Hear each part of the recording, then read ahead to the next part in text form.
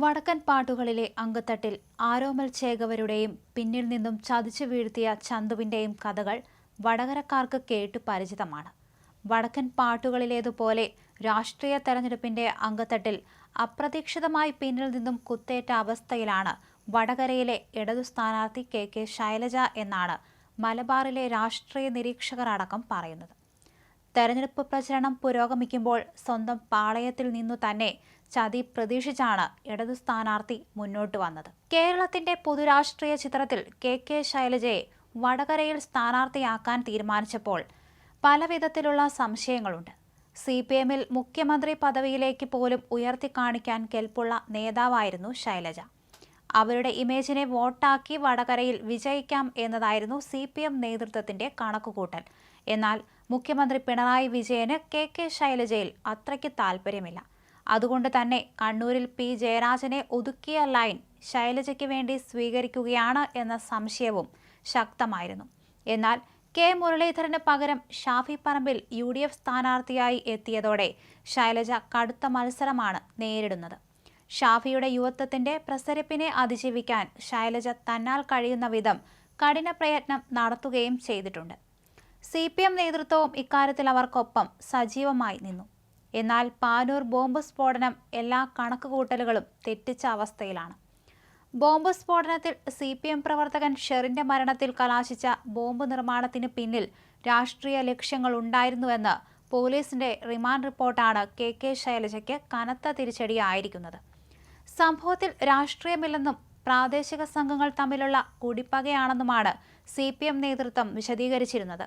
എന്നാൽ രാഷ്ട്രീയ ലക്ഷ്യങ്ങളെന്ന് റിമാൻഡ് റിപ്പോർട്ടിൽ വന്നതോടെ കാര്യങ്ങൾ മാറിമറിഞ്ഞ അവസ്ഥയിലായി.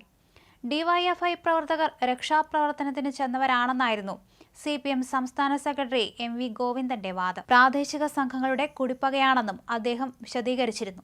ഇത് പാടെ തള്ളിക്കളയുകയാണ് റിമാൻഡ് റിപ്പോർട്ട്.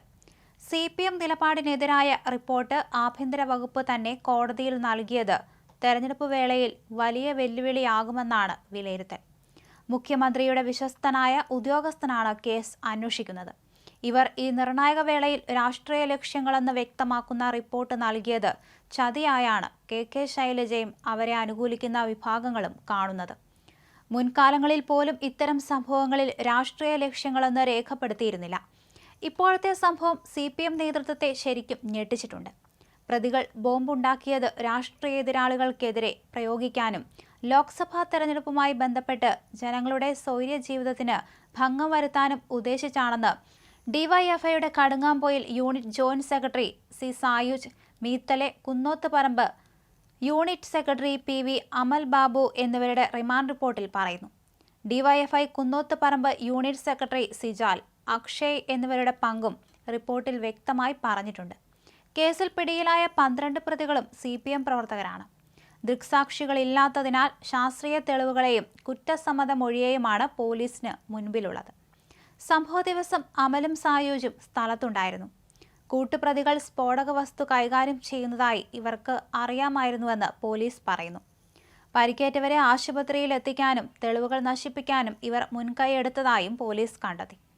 സ്ഫോടനം നടന്നയുടൻ അമൽ ബാബു സ്ഥലത്തെത്തി മറ്റ് ബോംബുകൾ തൊട്ടടുത്ത പറമ്പിൽ ഒളിപ്പിക്കുകയായിരുന്നു. സ്ഫോടനം നടന്ന സ്ഥലത്ത് മണൽ കൊണ്ടുവന്നിട്ട് തെളിവ് നശിപ്പിക്കാനും ശ്രമിച്ചതായും റിപ്പോർട്ടിൽ പറയുന്നു. അതേസമയം കെ ശൈലജ മത്സരിക്കുന്ന മണ്ഡലത്തിൽ രാഷ്ട്രീയ അതിക്രമം അഴിച്ചുവിട്ടാൽ അതിന്റെ ദോഷം സ്ഥാനാർത്ഥിക്ക് തന്നെയാണ് ഉണ്ടാവുക എന്ന ബോധ്യവും എല്ലാവർക്കുമുണ്ട്. ഇതിനിടയിലാണ് മുഖ്യമന്ത്രി ഭരിക്കുന്ന ആഭ്യന്തര വകുപ്പിന് കീഴിലുള്ള പോലീസ് കോടതിയിൽ സമർപ്പിച്ച റിമാൻഡ് റിപ്പോർട്ട് UDFന് ആയുധം താലത്തിൽ വെച്ച് നൽകുന്നതായി മാറിയത്.